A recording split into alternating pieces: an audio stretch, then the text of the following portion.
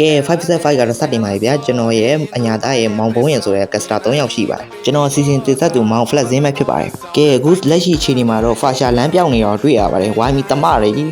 ကဲဇာဘီရိုက်ချုပ်ကတ်တီနေနောက်မှာပဲဖာရှာအနေနဲ့တော့အသက်ကဆုံးရှုံးသွားပြီဘူနီတို့အနေနဲ့လည်းလိုက်မေးကျင်သေးတယ်ဗျစကီ1 flicker အနေနဲ့အလှလေးနှစ်ကောင်တို့ဖမ်းပြီးထားမယ်ဒါပေမဲ့လည်းနောက်ကျကွာခဲ့တယ်ဗျ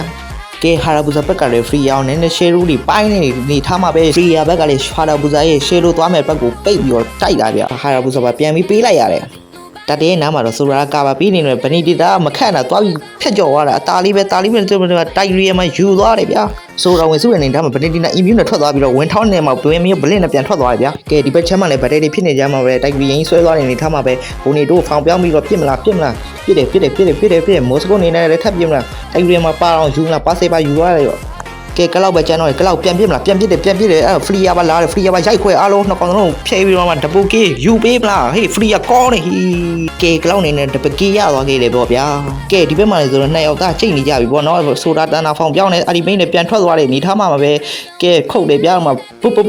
အနီဝင်ခုတ်တယ်ဝင်ဖြောင်းဆိုတော့ကဲတိုက်ရဘိုးချောင်းနေတော့နှစ်ယောက်ဆုံးတွန်းပြီးတော့အဒီမိန်နဲ့နှစ်ကောင်ဆုံးချွတ်ဟာနှစ်ကောင်ဆုံးပြန်မပက်သွားရင်နေထားမှာပဲတိုက်ရမှာပေးလိုက်ရတယ်ကဲခုချိန်မှာဆိုတော့ဗနီဂီတာ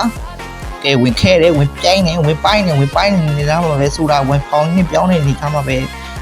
ဘာလုံးမလဲနေသားမှာဝင်ခုတ်တယ်ဆိုတာမှရှော့သွားကဲတတဲမှာတော့ဘိုနီတိုရရှိကားခဲ့ပြီးဗနီတလားဟာအနေကန်ကောင်းသွားမယ်လို့ပြောရမယ်ကဲဟာရာဘူဇာနေတော့ဖာရှော့အရေးထည့်ပြီးတော့လေဖရီယာကြီးကဝင်ပြီးတော့ကြမ်းရမ်းနေတော့လေနည်းနည်းနောက်ဆုံးဆိုတာဖောင်မနေမှာဝင်ရောက်ပြီးတော့လေဖာရှာရဲ့ဒမ်မီကြီးအောက်မှာပဲခံစားရင်းနေပဲရှော့သွားခဲ့တယ်ပေါ့ဗျာ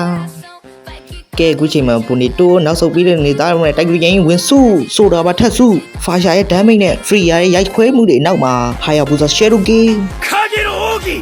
ခရိုဗနီတီတာပြန်ထွက်တဲ့နောက်မှာကလောက်ရဲ့ပစ်ချက်တွေနဲ့ပဲရှော့သွားခဲ့တယ် Shadow of Security ဟာရာဘူဇာကလောက်ကိုအရေးထည့်လိုက်တဲ့နေထားမှာပဲကလောက်ကဝင်းနန်ခရောင်းနဲ့ခဲပေးလိုက်တယ်ဟာရာဘူဇာပြန်လာတဲ့နေထားမှာပဲကလောက်ရဲ့ပစ်ချက်တွေနဲ့သူလည်းရှော့သွားခဲ့တယ်ဗျာဖရီယာပါရသွားတယ်တော့လေတသင်းလုံးက white out နေတဲ့အတွက်ဒီ game ကတော့ဒီမှနေအဆုံးသတ်သွားခဲ့ပါဗျာ